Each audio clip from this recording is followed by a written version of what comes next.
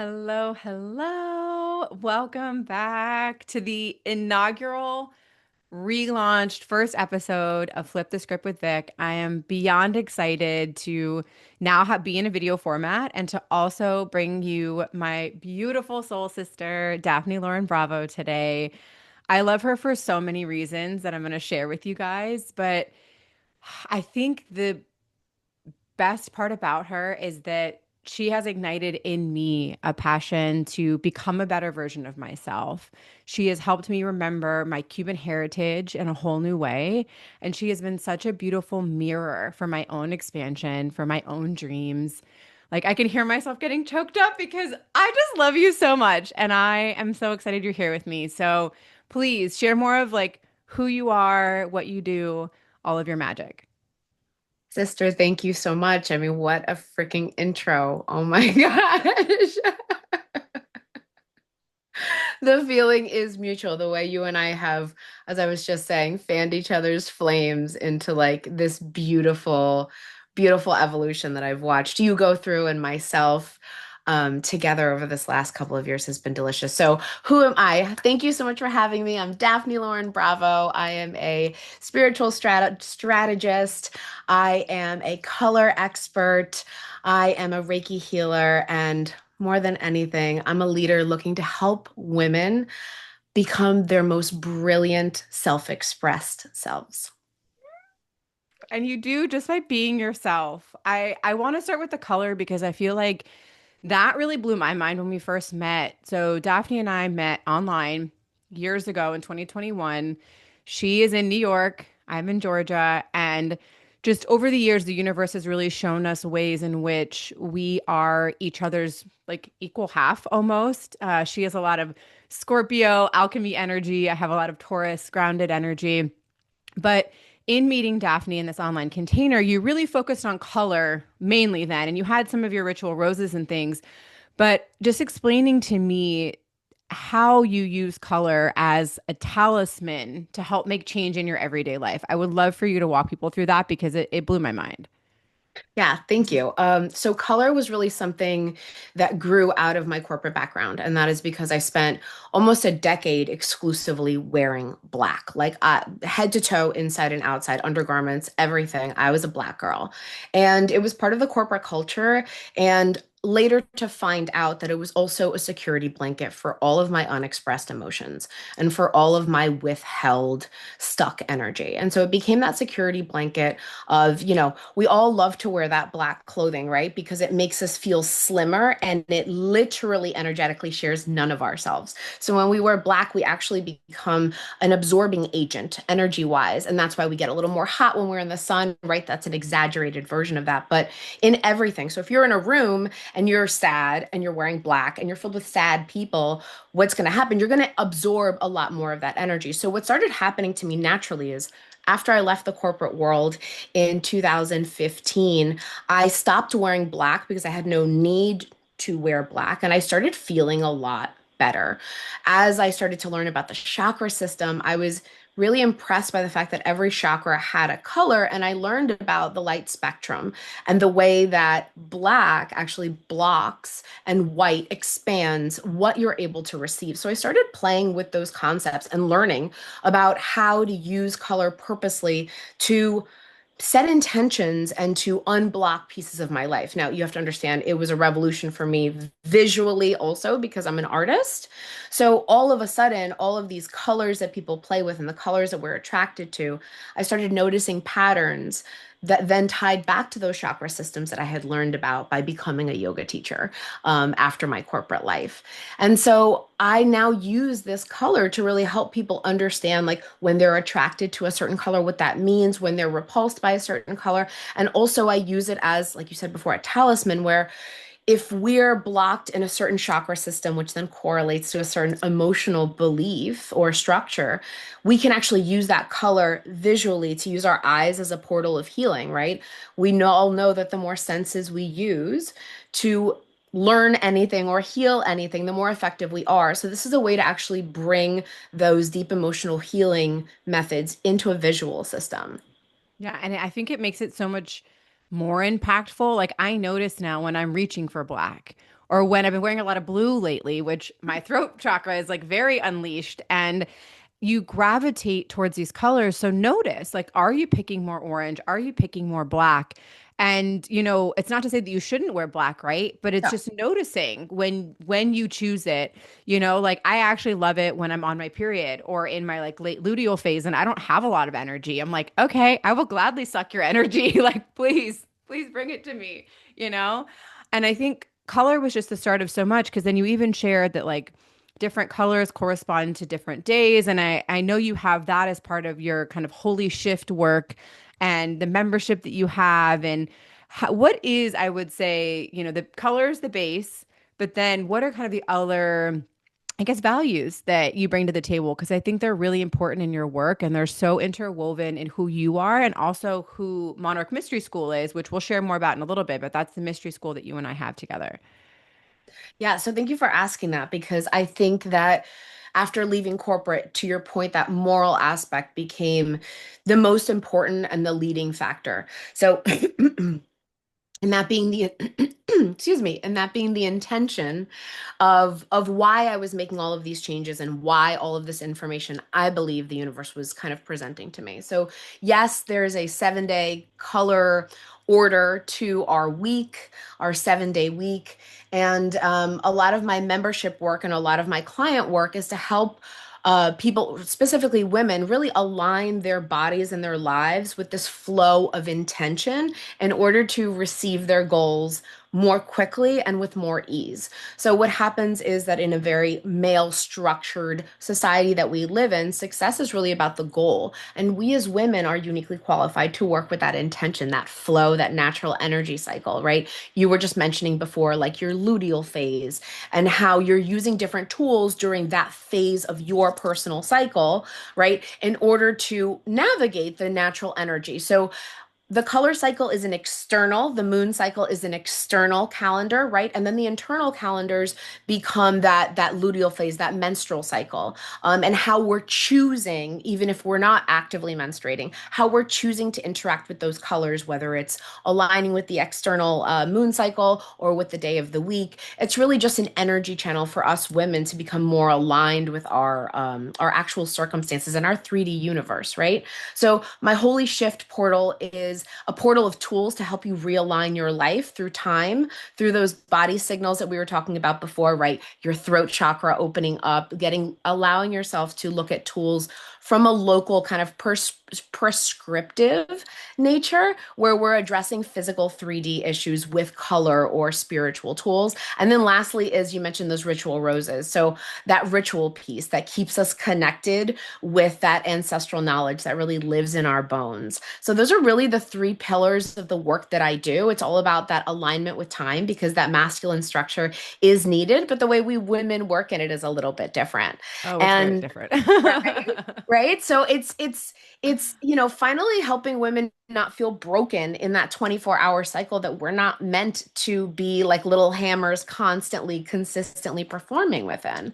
It's helping women feel at home in their own skin and their own lives by teaching them that cyclical nature that they really are supposed to be living in alignment with. Exactly. And that we're all different, that we're not meant to all be working 8-hour days, 5 days a week. Daphne and I are both projectors in human design. And if you're familiar with that tool, I know that was revolutionary for you, especially coming from Yeah. corporate and the masculine structure that you're not meant to be working all the time. Right. Projectors are what, 4 hours a day, I think we're supposed to be working, Yeah. and No, I think it's less than that. I think it's like 8 to 10 hours a week yeah. that we're supposed to be working in like masculine focus mode. Yeah. And you know what? And we're more efficient when we get stuff done. So actually we don't need all that time. And I come back to the energetics, I mean, so much because I think for both of us realizing that we as women run differently, work differently was very revolutionary for us and still is. And that's something that I feel like is the cornerstone of both of our work Yeah. because so many of us are so detached from it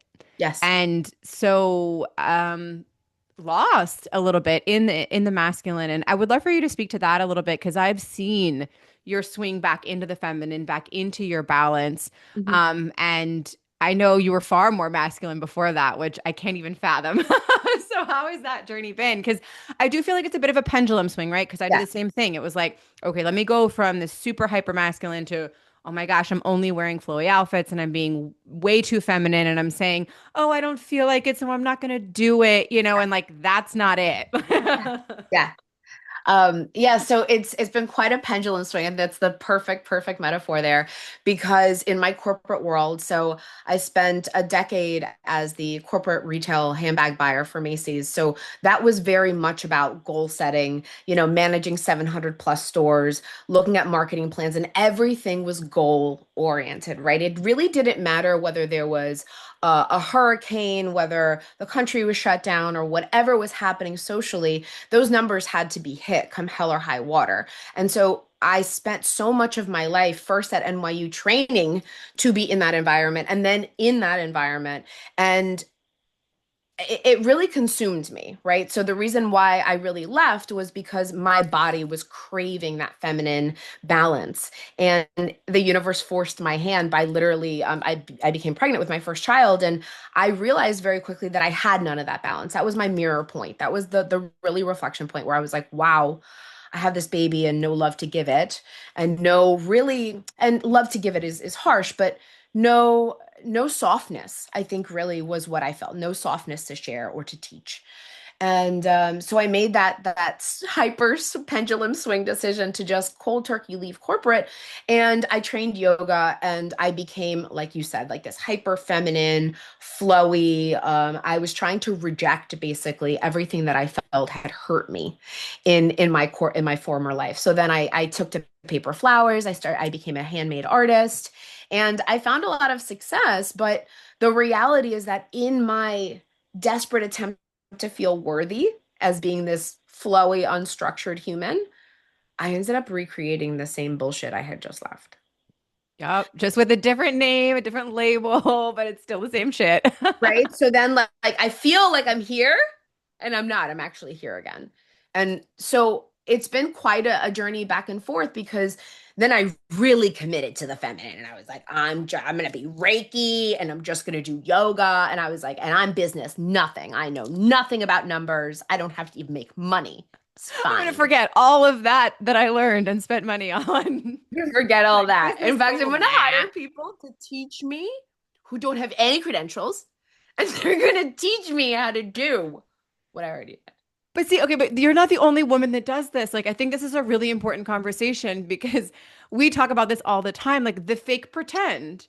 Yeah. And Yes. we do it to ourselves. I have also done this. I worked in marketing and social media for years. Do you want to know how many business social media like courses and things I have taken? Why? Why? So that I could pat myself on the back and say, like, oh, you do know what you're talking about. Like, what Yeah. the fuck? Like, what the Yeah. hell? You know? But that goes back to that goal setting stuff, right? Because it feels like if we have the stupid piece of paper that said that we did it, it's enough. But then when we go to use it, we're like, maybe I'll just buy more papers. It doesn't feel good yet. Maybe that'll help. I'm actually You have not like a stack embodied of in the paper yet. certifications, and then you're like, you go out on stage and you're like, I don't really know what to say, pretend confused. I'm just pretend confused as to how I got here. Meanwhile, like you're the most certified fucking confused person you've ever met. And that's how I felt. I felt like, and I even had, sadly, spiritual guides that said things to me like, oh, your need to like make the money is just like you not being fully committed to the feminine. And I believed it for a long time. I believed it. I really did. And I think that's a little bit of like the quick fix of spirituality, that like spiritual bypass. Like it's just because you care too much about things. Well, Oh, give like up all your worldly possessions. Like, bullshit. I'm sorry, I'm right, spiritual, but I also like want a nice Chanel purse. Like, go away. right, right. And I think it goes back to that intention piece, right? Because I said this to someone the other day. It was like wanting the Chanel purse is not the issue. It's thinking that the Chanel purse is going to now be the new elevated version of you because that's what it took, right? That's how we all end up like dumb and broke and with a closet full of Chanel and no money in our bank, right? Like I read that great quote the other day where it's like, there's a problem if your handbag costs more than what you have in the bank.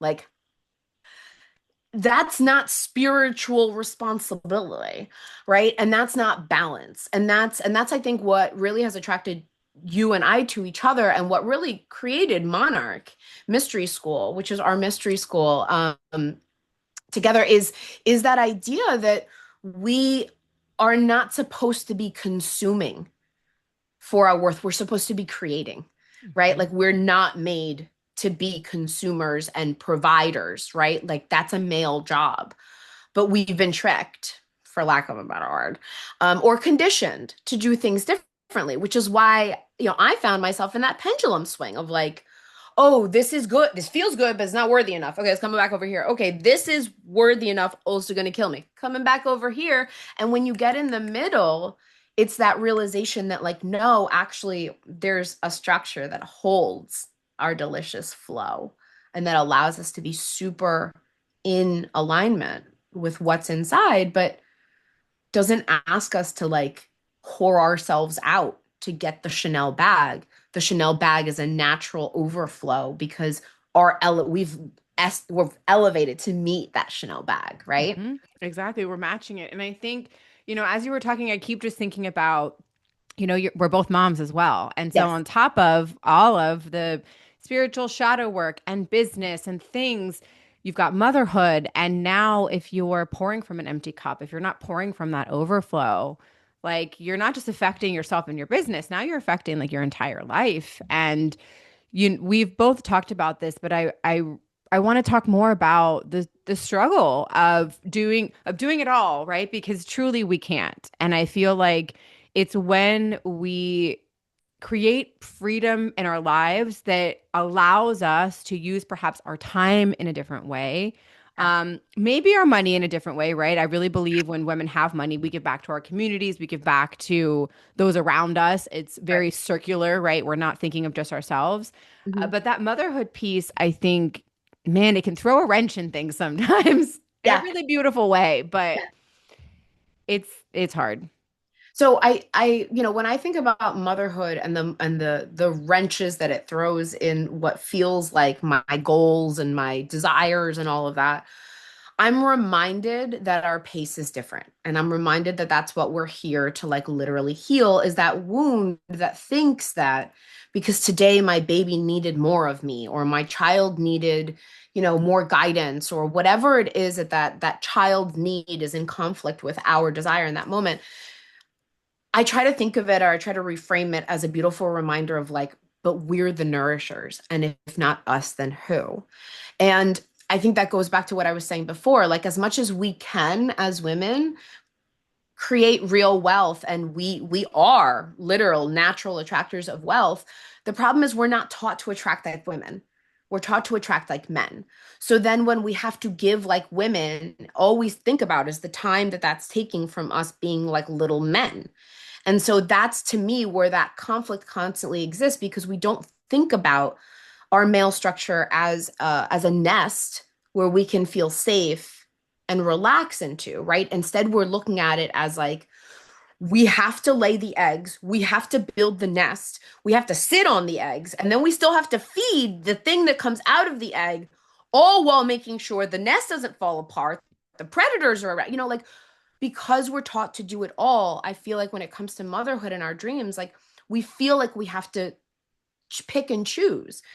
But as mothers, we are uniquely qualified and dare I say exclusively responsible for some of those energetics. And if when our energy feels pulled apart, polarized, right? Black and white, coming back to that color, when it doesn't feel like it can just flow with what our child needs, that's when we feel that struggle as women, right? But really, what we're just saying is that it's a reflection of us being able to give ourselves that time. Because if we know that we're in our luteal phase and we need a little more, or we're menstruating or we're feeling extra weak, we know that that's going to compromise what we can pour out of our cup and the quality, especially if we're not acknowledging or making any change to align with where we really are, right? I'm sure you can speak to, I feel like you're the pro in this, of like really aligning with the menstrual cycles. I have learned so much from you, on this cyclical aligned living, because as moms, like we always feel that pick and choose, but the reality is there's only one that we're uniquely qualified for. No, and it's true. And I feel like since leaving my corporate job, I have kind of 180'd on a lot of things. And I was of the girl boss era, right? I was very Yeah. much like, you need to go make the bacon and shoot the bacon and cook it in the pan and do all the things. And it's since leaving my corporate job that I've been able to soften in the nest that my husband has provided for me. And maybe some feminists listening are going to get really pissed off, but I actually think I am my better self, my best self when I can soften Yeah. into myself, when I know that he's bringing home the bacon and I can go create and not consume. I can take care of the kids. I can do this and I can do that.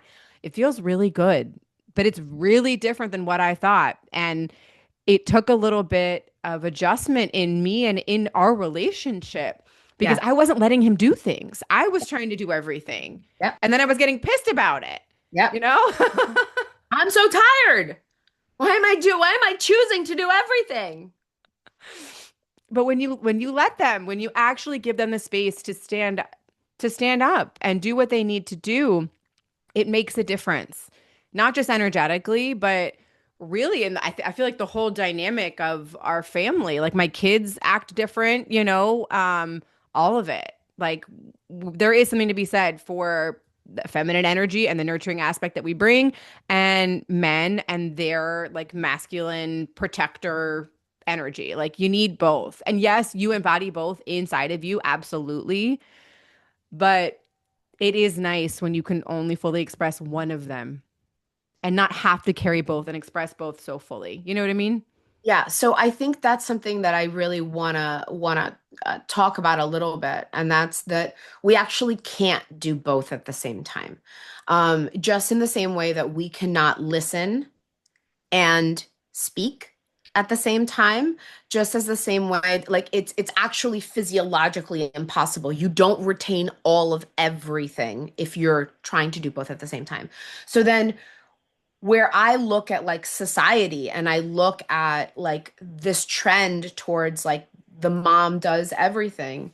And what I end up feeling or what women end up feeling, and I'll just speak for myself. I won't generalize about other women, but like the way that I felt was that I was failing at everything. When I was a paper flower artist, like literally featured on ABC News, and with more orders that I could keep up with, and with now second child, a newborn baby, and I'm breastfeeding because that's the best option, and I'm making flowers by hand because how dare I sacrifice the energy that I put into them, and then I don't want to get an assistant because I fucking can't afford it, and now I'm trying to be everything, and guess what? I feel like I'm failing at everything. And other people, once again, are like, oh my God, you're doing so great. That's the worst part. Yeah. You'll be applauded for it. Honestly, one of the TED speakers, Dr. Shola, I love you. I'll put her TED Talks in the combo as well. Talked about this. Like we get applauded for taking on all the things and bending over Hey, backwards. Like it's but insane. you know who we really piss off silently? Our husbands. Like I will never, ever forget my husband. I accused my husband once of like not helping me. And he literally was like, I couldn't help you if I tried, because every time I go to help you, you're either telling me I'm not helping you in the way you would help yourself, or you've already helped yourself. And I am once again feeling short. Meanwhile, all I wanted was that. But it's like I didn't even allow the pace Mhm. that we're supposed to move in, right? If we're moving in sync with our cycles, if we're moving in sync with the moon, if we're moving in sync with the way color and light moves through our bodies, it's not that fast. And guess what? There's built-in processing time. And this is where, like you mentioned before, the projector element of our personal, human design, but this is where knowing yourself on that deeper level really makes a difference, right? Knowing how your ideal energetic output or flow actually happens. Yeah, because it's totally different. It's It totally is. different. It And you is. also have to notice as well, like your own behaviors and actions in that, right? Like I know in my luteal phase, I'm gonna be a little bit more like, into wounded wild woman if I'm not giving myself, that space and that time to process, Yeah. to alchemize, to use what that time is literally for. Yeah. you know? It's just wild to me how disconnected we are from this really natural way of being. And I think, what's popping into my head now is the Akashic records. And I feel like things really shifted for both of us once we started working with that energy. So I found the records in 2018 after a miscarriage. There's like a whole podcast about it if you want to go back and listen. But essentially, that energy is just an energy of infinite possibility that anyone can tap into at any time. But it really attunes like your energy to the cosmic energy of the universe. And I feel like it's allowed me to ground my energy in the here and now in a much different way than I was previously. And, we started working the records together. Gosh, was it over a year ago? And you had already been in the records, but didn't really realize that you I were. did. Yeah. But I really feel like that's when things started to come alive for you, was when you started to tap into that more. So I would love to speak to that. Yeah. Yeah, no, thank you for bringing that up because I really feel like the Akashic Records is it's like a bridge. And I say that specifically from my experience because before you helped me really understand and attune me to the Akashic Records, I had already been attuned as a Reiki master.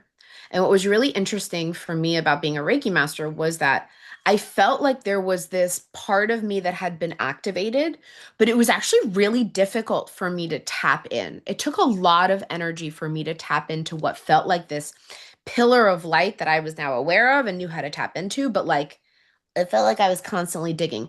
And when I started working with you in the Akashic Records, I remembered that there was a different way. And it was like you gave me the keys to a place that I had been before. And it was a place that I had been and only inadvertently in the past, right? In deep meditation or even doing breath work or something like that. There had always been like a catalyst to it, but you really taught me how to open the door myself. And it was really beautiful because I think what's great about the work that you do and the work that I do is that it's all about self-empowerment, right? It's not about you now becoming that like fortune teller that everyone needs to come to like give them the divine future, I'm not that's Zoltan. right, right, right. Like we all love to like be that like Zolt, like think that this is it. Like we found our Zoltan, like we just keep giving him money and keep doing the sessions. They'll keep giving us the answers.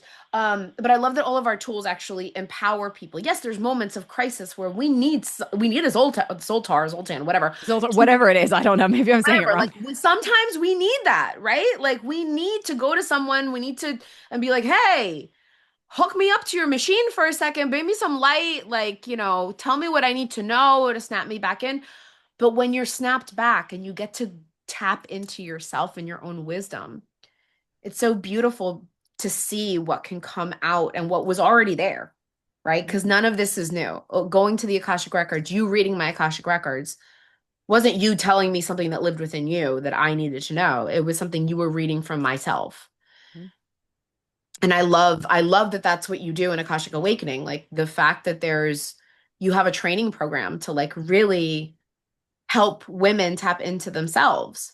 Yeah. I, Well, I and you do too, because that's what's coming next is your book.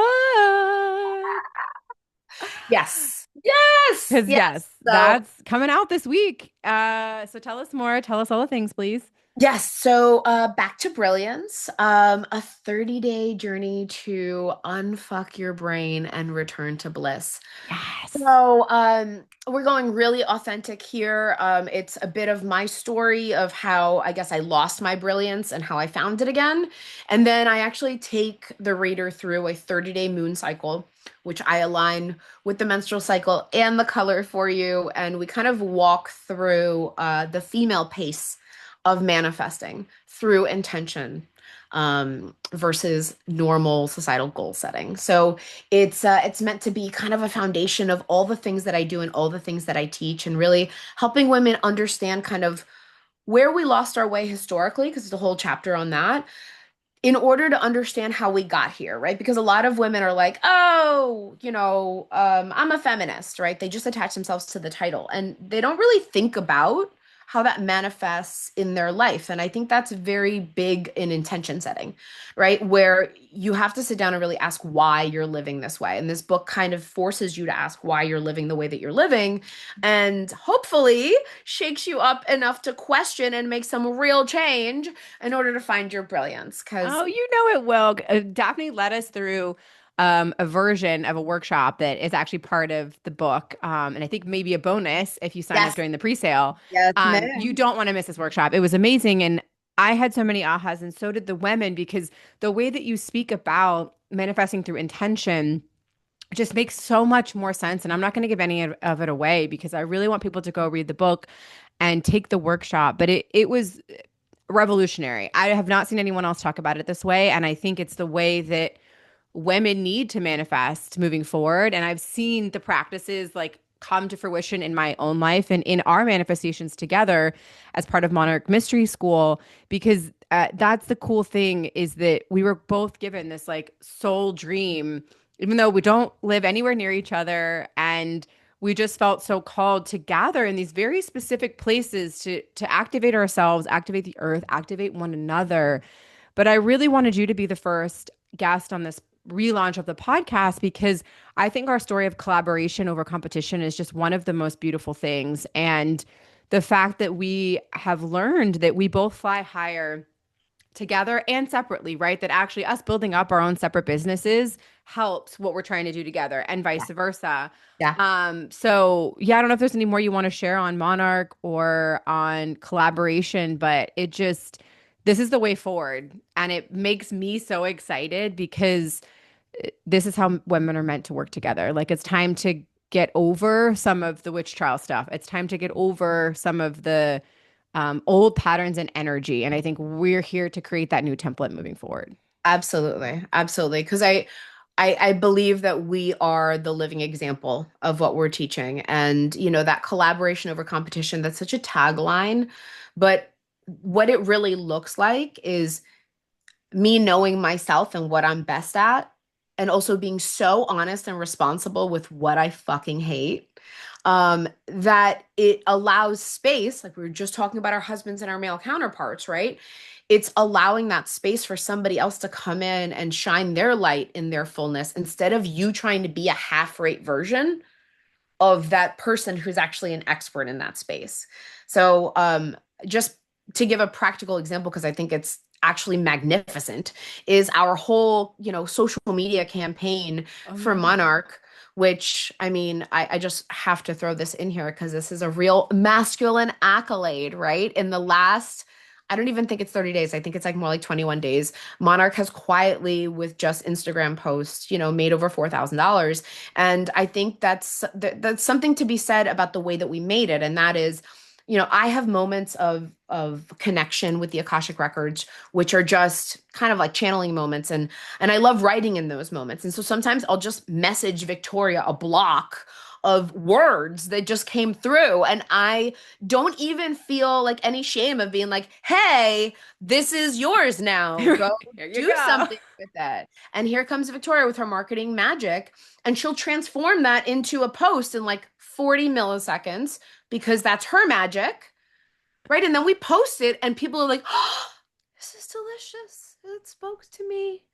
And then, like, the money comes in, and you're like, wait, we didn't use any masculine anything. In fact, I just stood in my power. And then I just said, none of this is my responsibility because my power stream has naturally dried up, right? No longer connected. Okay, I'm going to walk away. Channeled for a moment. This is yours now. You might not pick it up for a week. Yeah. And that's totally fine. And we don't even have like an actual, I was thinking about this. We have like a rough schedule kind of what we want to talk about, but like it is not written down in any way where it's like Monday at 9 a.m. we're posting X. And I don't know, you social media managers can come for me for that shit. That's fine. But I think without a calendar, we're doing pretty good. Yeah, I truly don't even know if we have like s- over I don't, 100 followers. I don't even think we have 100 followers. So not even 100 followers, okay? All you bot people who sell followers, like really? Because I think too, it's energetics, right? And yes, we're that's exactly what I did. It was like, it's the energy. It was the energy it was created in. It's the energy it's posted in. It's also very aligned with what we are here to share and serve about. Yes. And all of that takes time to figure out. Yes. I think I would love to wrap this episode with this idea that, Daphne and I are always ever evolving, right? This version of us has evolved since Yeah. 2021. It's now what, 2025? Yeah. Yeah. So like you may be looking at this conversation and being like, "Oh my gosh, but I can't even, I don't know, pick a font for my brand, whatever it is." Right. Like that's okay if that's where you're at. Right. You will get there if you're willing to put in the rest, the surrender, Yeah. and the trust. And a little bit of discipline. I do think there's a little bit of discipline in there, and people don't like to hear that word. I even kind of get a little like with that word.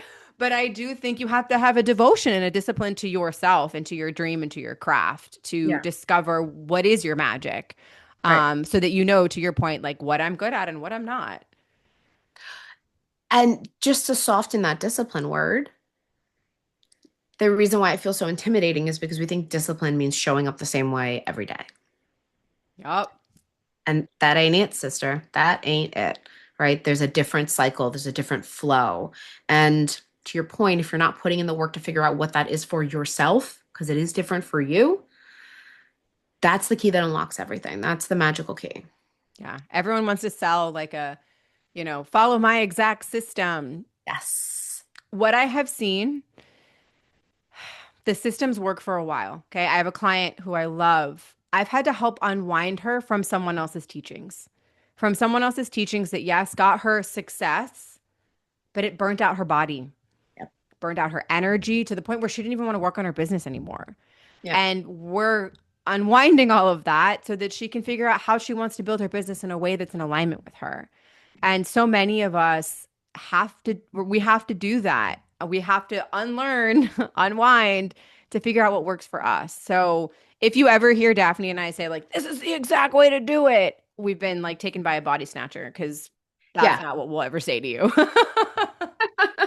No, in fact, I think it's the exact opposite. Everything we're doing, like I started by saying, is a method for you to peel away a layer of somebody else's mistruth that you've taken on as your own.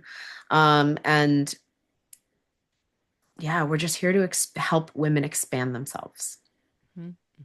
Let us know, where can people find you? When's the book coming out? Give us Yeah. all of that. It'll be in the show notes also, guys. But I'm gonna Yes. fangirl Daph for a bit. Woo! So you can find all of my programs, my book, at DaphnyLaurenBravo.com.